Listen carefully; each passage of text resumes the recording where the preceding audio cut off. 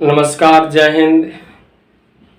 मैं राहुल सर, स्वागत है आज आप सबका फिर से आपके अपने और मेरे YouTube channel 5G method by Rahul Sharma पे। देखिए, अनुशासन इक्वल टू सफलता। जब हम खुद को अनुशासित रखेंगे, जब हम खुद को एक रणनीति के तहत आगे लेकर के बढ़ेंगे, तो कहीं ना कहीं हम सफलता के नज़दीक जाएंगे। और यदि हम अनुशासित नहीं रहेंगे, हम खुद को रणनीति के तहत लेकर आगे नहीं बढ़ेंगे, तो कहीं ना कहीं हम सफलता से बहुत दूर जाएंगे। क्या होता है कि जब मान लो हम एक विद्यार्थी हैं, तो मेरा लक्ष्य, आपका लक्ष्य यही है कि एक बढ़िया से पढ़ाई लिखाई करके सरकारी जॉब लिया जाए। लेकिन लक्ष्य तो बनाते हैं पर खुद को अनुशासित नहीं रख पाते, और अनुशासित नहीं रख पाने के कारण जो सिलेक्शन हमारी 6 महीने, 8 महीने, 1 साल के भीतर होनी थी, करीब करीब एक पंचवर्षीय योजना, यानी कि 5 वर्ष बीत जाने के बाद भी कहीं दूर दूर तक हमें सफलता दिखाई नहीं देती है।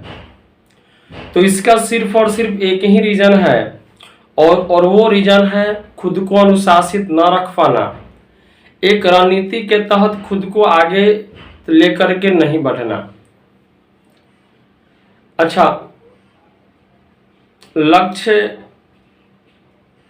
अगर पढ़ाई लिखाई है, लक्ष्य अगर है कि हमें एक सरकारी जॉब पा लेना है,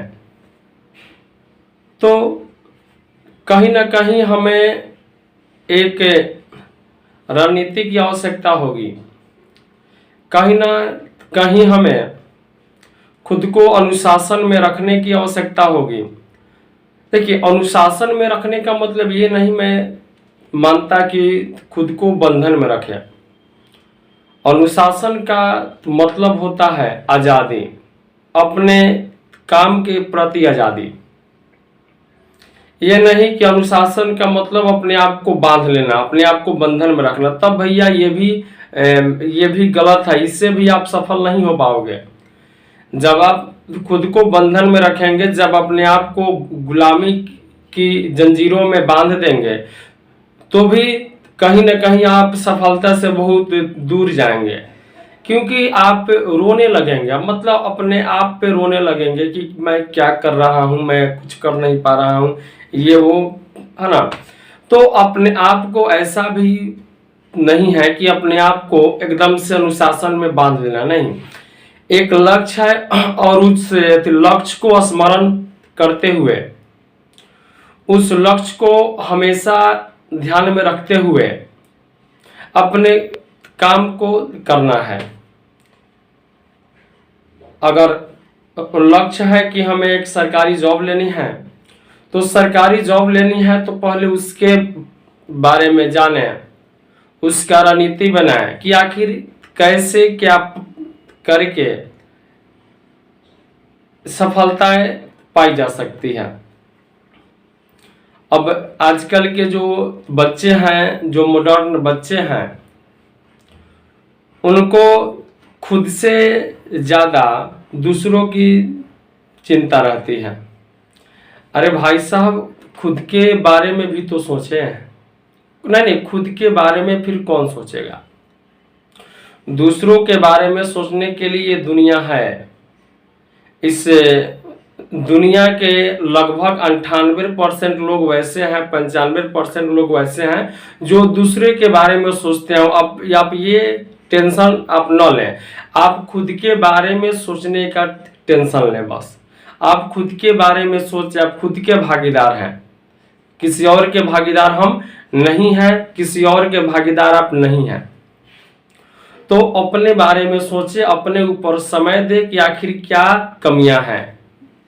चीजें अगर गलत हो रही है तो क्यों हो रही है, आखिर इसका क्या रीजन है, आखिर हमसे कौन सी गलतियां हो रही हैं। हम उस गलतियों को दूर करेंगे तब जाकर के कहीं ना कहीं वो चीजें, वो लक्ष्य हमें हासिल हो पाएगी, हम व्यक्ति सफल हो पाएंगे।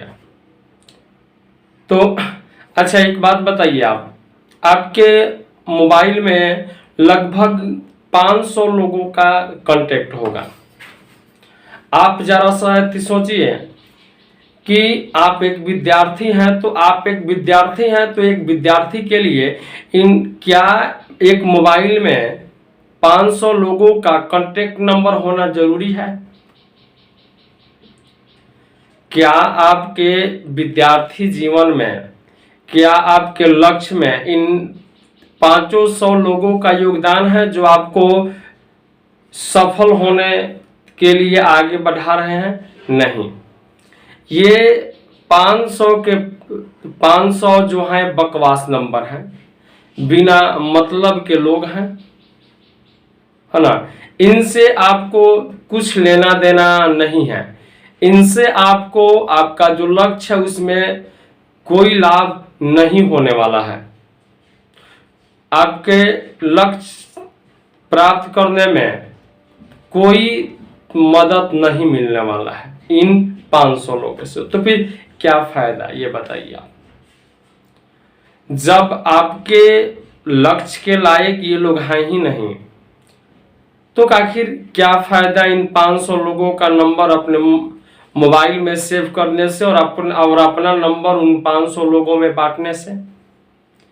इस 500 लोगों में से कम 10% लोगों का फोन रोज आता होगा आपके पास, बिना मतलब का फोन, वो भी बिना मतलब का फोन। एक भी आपके काम का कॉल उसमें नहीं आता होगा, सबके सब बिना मतलब वाले होंगे। फोन करेंगे, हेलो का हाल बा, खैला सुतल, कहाँ बार आव, भेंट हो, सब का हो। नहीं, इस बात में, आखिर इस बात में कौन सा दो, मैं खाया कि नहीं खाया, मैं सोया, अरे भैया ये मेरे लिए इंपॉर्टेंट है ना, आपके लिए कौन सी इंपॉर्टेंट है ये बताइए। तो ऐसे लोग आपको रोज फोन करते होंगे बिना मतलब के, जिनसे आपको कोई बेनिफिट नहीं है। तो हम यही कहेंगे कि अगर आपके मोबाइल में 500 लोगों का नंबर है तो या तो सबका नंबर आप ब्लॉक कर दें या आप अपना सिम ही बदल दें, कोई फायदा नहीं है। आपके मोबाइल में अधिक से अधिक 2 से 3 लोगों का नंबर हो सकता है सिर्फ, बस, इससे ज्यादा लोगों का नहीं। और आपका जो नंबर है ये अधिक से अधिक 2-3 लोगों के पास होना चाहिए। एक तो आपके मम्मी हो गई, पापा हो गए, और कोई एक मित्र हो सकता है। हर आदमी के जीवन में एक अच्छा मित्र होता है, एक ही होता है, बस 8-10 अच्छे मित्र इसी के नहीं होते हैं, सिर्फ और सिर्फ एक ही होते हैं। तो आपका एक मित्र हो सकता है। तो ये 2-3 लोगों के पास आपके नंबर हो सकते हैं और उनका नंबर आपके पास हो सकते हैं। और ये लोग वैसे लोग हैं जो कहीं ना कहीं आपके सफलता में बाधा, ये लोग नहीं है, ये लोग सपोर्टर हैं। कहीं ना कहीं आपको अपने लक्ष्य प्राप्त करने के लिए ये लोग प्रोत्साहित करेंगे आपको, ठीक है। तो ऐसे लोगों को अपने साथ रखें, ऐसे लोगों का नंबर अपने मोबाइल में रखें। आलतू फालतू लोगों का नंबर आप अपने मोबाइल में न रखें, कोई जरूरी नहीं है अभी उन लोगों का। अरे भाई साहब, एक समय आता है इंसान को जब सामाजिक जीवन जीना होता है।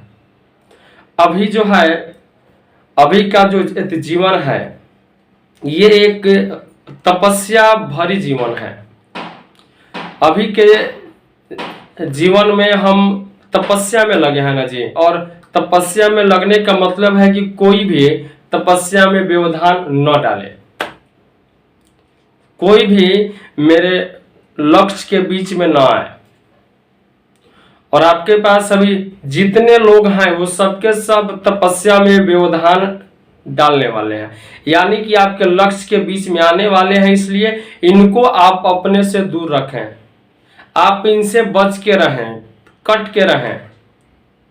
अगर ऐसे लोग कभी सामने भी मिल जाएं तो उनसे बहाना बना करके कैसे वहां से निकल जाए इसके बारे में सोचें, न कि उनके साथ बैठ करके गपशप करने लगे, मजे लेने लगे। नहीं, अब तो भैया आपका फिर कुछ नहीं हो सकता। आज के डेट में 7 करोड़ ऐसे विद्यार्थी हैं जो सरकारी नौकरी की तैयारी में लगे हैं और भर्तियां हजारों में है या लाखों में है। तो फिर आप सोचो कैसे हो पाएगी। इन 7 करोड़ बच्चों में आपका कौन सा स्थान है? आप कहाँ हैं अभी, इसके बारे में सोचें। क्या आपका सिलेक्शन हो पाएगा, इसके बारे में सोचें। कैसे हो पाएगा, इसके बारे में सोचें। मेरे लक्ष्य की रणनीति क्या होगी, इसके बारे में सोचें। ठीक है, तब कहीं ना कहीं आप अपने माँ बाप का सपने को पूरा कर पाएंगे। ठीक है, चलिए आज के लिए इतना ही। नमस्कार, जय हिंद।